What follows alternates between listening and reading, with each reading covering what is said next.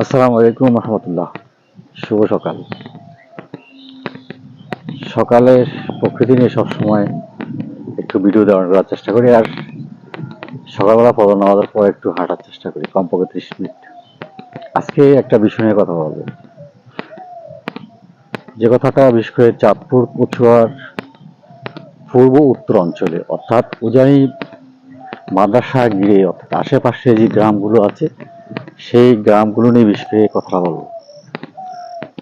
যেমন উজানি, কাঁচকামটা, বদরপুর, আন্দেরপাড়, তারছোয়া, খিদ্দা, বোলপুরি, আর বদরপুর, তারপরে হচ্ছে আপনার দেওকামটা, হোসেনপুর, করুশ, আন্দেরপাড়,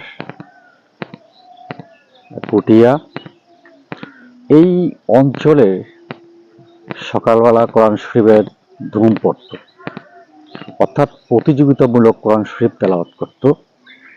এই তেলাওয়াত এখন আর শোনা যায় না।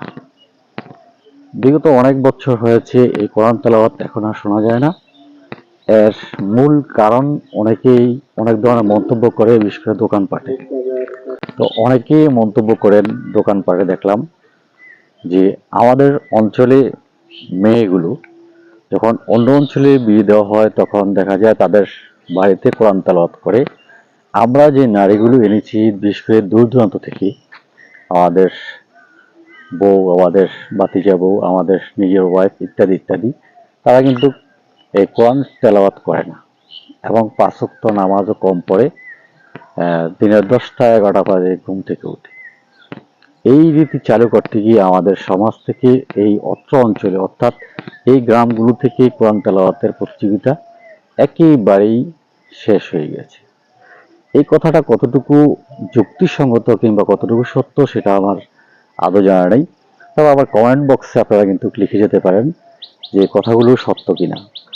দোকানপাটে কিংবা এই সমাজে এখন যে মন্তব্য করে আমাদের এখানে কোরআন তেলাওয়াত হচ্ছে না, কিংবা সকালবেলা কোরআন শরীফের যে তেলাওয়াত হতো, প্রতিযোগিতা হতো, সেই প্রতিযোগিতা নেই। প্রত্যেকটা বাড়িতে একটা একটা করে বাংলা ঘর ছিল, অর্থাৎ কাছারি ঘর ছিল, যেখানে কোরআন তেলাওয়াত হতো। এখন আর সেই বাংলা ঘর নেই এবং আপনার কোরআন তেলাওয়াতের জায়গাও নেই। এখন মসজিদে মসজিদে বিশেষ করে বাচ্চারা কোরআন তেলাওয়াত করে, আর ঘরে ঘরে প্রত্যেক ঘরেই কিন্তু কোরআন তেলাওয়াতের একটা প্রতিযোগিতা ছিল। মা বোনরা কোরআন তেলাওয়াত করতো, সেই প্রতিযোগিতা এখন আর নেই। বর্তমান সমাজ থেকে যে নারীগুলো আনা হয়েছে, বিশেষ করে অনেকে মন্তব্য করে দোকানপাটে মুরব্বীরা, যে আমরা দূর দূরান্ত থেকে যখন আত্মীয়তা করে ওদেরকেই আমাদের বাড়িতে এনেছি, তখন থেকেই আস্তে আস্তে করে আমাদের কোরআন তেলাওয়াতের প্রতিযোগিতা একেবারেই নষ্ট হয়ে গেছে। সে মন্তব্য কতটুকু সত্য সেটা আমার আসলে ততটুকু জানা নেই। বিশেষ করে আজকের এই ভিডিওটাতে যারা যারা আমার দেখবেন, অবশ্যই কমেন্ট বক্সে জানাবেন যে এদের মন্তব্যটা কি আসলে সঠিক কিনা।